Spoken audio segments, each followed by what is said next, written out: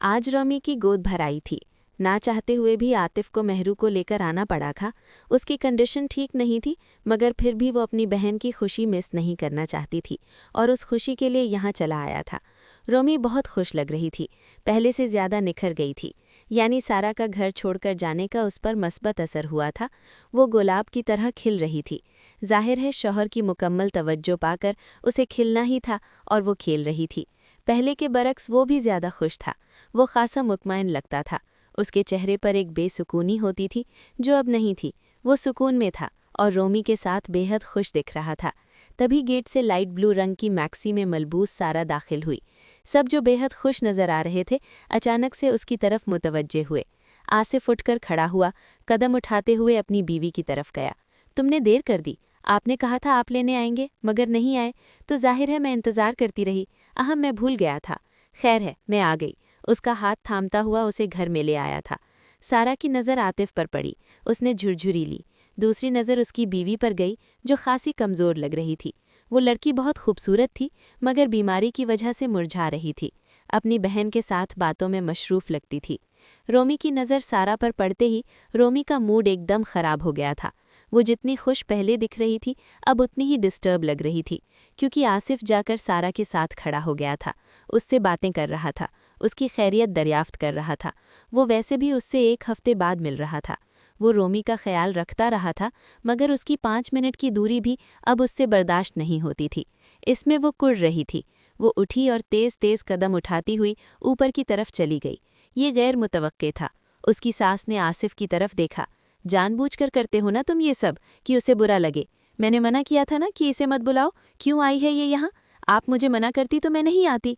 वो मध्यम आवाज़ में बोली। हाँ, ज़्यादा भोली मत बनो। मुझे पता है तुम इतनी मासूम नहीं हो। जानबूझकर ही आई हो यही तमाशा क्रिएट करने। अम्मी क्या कह रही हैं? लोग हैं? हाँ, तो फिर ये भी तो तमाशा बनाने आई है ना? जानती थी रोमी को इसका यहाँ होना पसंद नहीं, तभी तो घर छोड़कर जाना पड़ा है ऐसे। इसीलिए चुपचाप यहाँ से चली जाओ। मेरी बहू का मूड खराब करने की ज़रूरत नहीं है। वो आगे बढ़ गई थी रोमी की तरफ। आसिफ उसकी तरफ अजीब नज़रों से देखने लगा। मुझे माफ़ कर दो, मैं नहीं जानता था कि रोमी ऐसे रिएक्ट करेगी। इट्स ओके, मैं आपकी मजबूरी समझती हूँ। तुम मेरी मजबूरी नहीं हो, तुम जिम्मेदारी हो मेरी।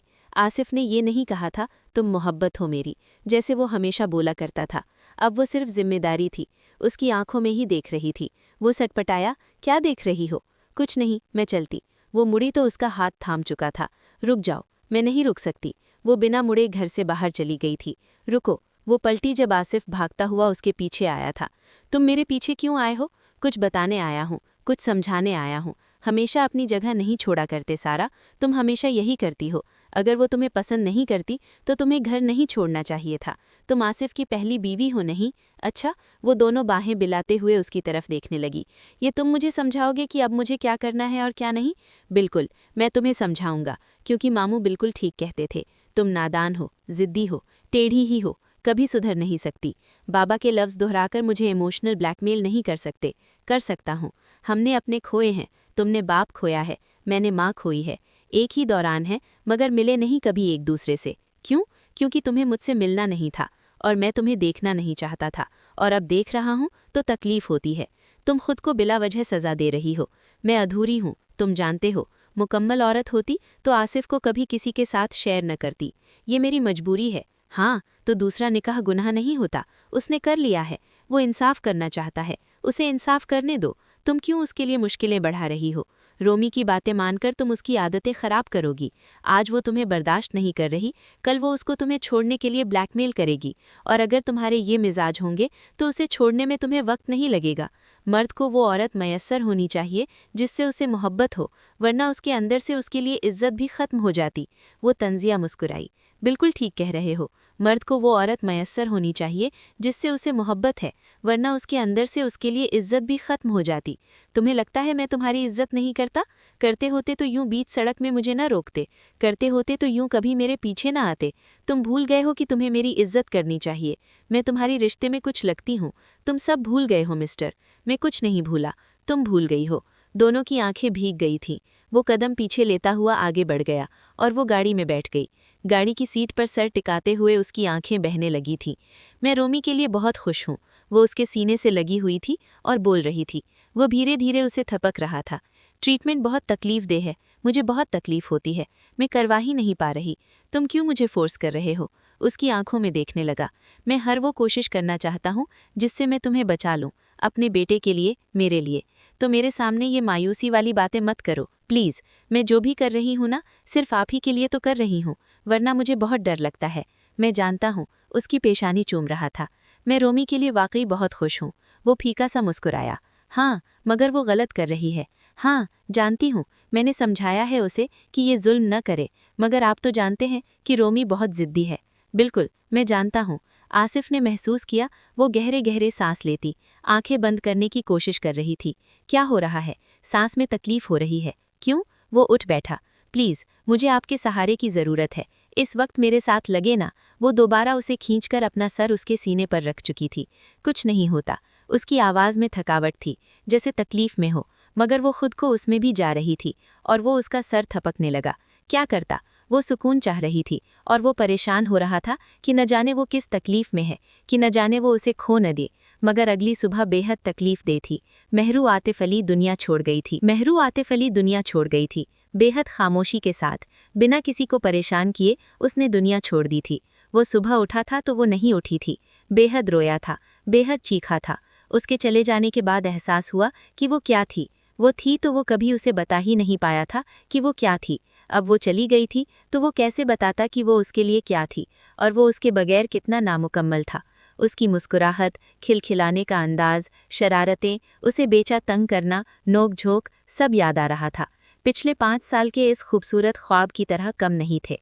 शादी के शुरू वाले माह बहुत मुश्किल थे आतिफ के लिए। वो उसे कबूल ही नहीं कर पा रहा था, मगर फिर महरू की मोहब्बत ने आतिफ का दिल नर्म कर दिया था। वो उसके साथ वफादार रहने लगा था।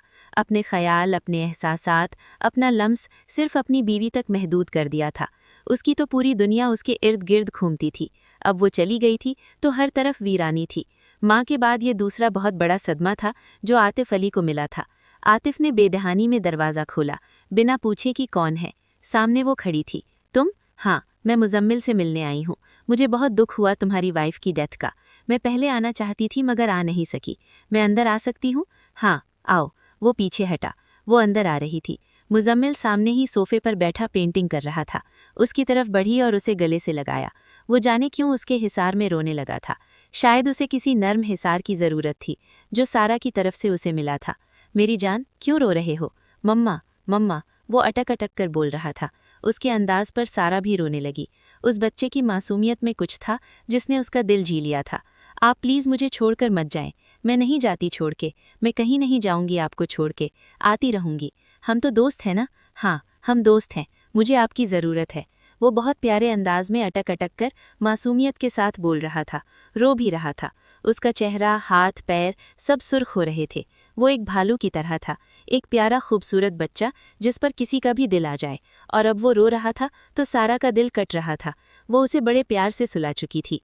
वो रो रो कर उसी की आगोश में सो गया था। थैंक यू सो मच उसे यूं संभालने के लिए। कब से ऐसा ही है, मुझसे चुप नहीं होता। अपनी माँ से बहुत मानूस था। जानती हूँ, हर बच्चा होता है। मैं आती रहूंगी मुजम्मिल के लिए। तुम्हें कोई एतराज़ तो नहीं है ना? वो मुस्कुराया। मुझे क्या एतराज़ होगा? मेरा बेटा तुम्हारे साथ कंफर्टेबल रहता है। इससे अच्छी बात और क्या हो सकती है?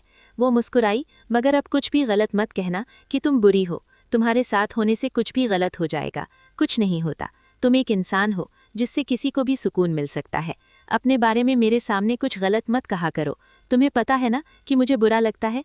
हाँ, जानती हूँ। वो सर झुकाए कह रही थी। वो मुस्कुराया। शुक्र है कि तुम कोई बात मानती तो हो। अल्लाह ने आसिफ रज़ा को 2 बेटों से नवाजा था, 2 खूबसूरत जुड़वां बेटों से। कई सालों के इंतज़ार के बाद उसके घर में किलकारियाँ गूंजी थीं, बच्चों की। वो बेहद खुश था। बेटों का नशा सर पर चढ़ के बोल रहा था। वो रोमी का मुकम्मल तौर पर गवीदा हो चुका था। वो जो कहती थी वो मान लेता था। वो कहती थी रात है तो वो कहता था रात है। वो कहती थी दिन है तो वो कह लेता था हाँ दिन है। वो उस कदर उसकी बातों में आ गया था। औलाद की खुशी कुछ ऐसी होती है। पहले जो वो अपने एहसासात छुपाने की कोशिश करता था, अब छुपा नहीं पा रहा था। वो वाकई मुकम्मल हो गया था। वाकई रोमी ने उसे मुकम्मल कर दिया था। अपने बच्चों को पाकर वो बेहद खुश था और वाकई वो भूल गया था कि एक और वजूद भी है जो उससे मुंतसिलिक है, जिसकी जिम्मेदारी उस पर है, जिससे उसने वादा किया था कि वो कभी उसके हक में कोताही नहीं करेगा, कभी उसे अकेला नहीं छोड़ेगा। और क्या किया था? वो पिछले कई माह से अकेली अपने बाप के घर पर पड़ी हुई थी, और तौफीक तो उसे हुई ही नहीं थी कि वो उससे एक दफ़ा मिल ही आए। वो इन 5 माह में सिर्फ एक दफ़ा उसके पास गया था, वो भी चंद मिनट्स के लिए। उसके बाद उसे फुर्सत ही नहीं मिली थी। रोमी ने उसे अकेला ही नहीं छोड़ा था कि वो अपनी दूसरी बीवी के बारे में सोच सके। और अब तो वो 7वें आसमान पर था, औलाद का बाप जो बन गया था, वो भी बेटों का बाप। सारा कहाँ से याद आए? उसने तो सिर्फ महरूमियाँ दी थीं उसे। बकौल उसकी माँ, वो तो मनहूस थी। शायद अब वो इस बात पर एतबार करने लगा था कि अगर वो इस घर में आएगी तो उसके बच्चों को नुकसान पहुंच सकता है, इसीलिए तो उसे वापस नहीं ला रहा था, वरना उसे कब का वापस ले आना चाहिए था। और उसकी इन सोचों में इजाफा रोमी की सोच ने किया था। वो हर वक्त सारा के खिलाफ उसका दिमाग भरती रहती थी, और वो भर चुका था। रोमी वही बोलती थी जो उसकी सास बोलती थी। वो माँ और बीवी की बातें चुप करके अब सुन लेता था।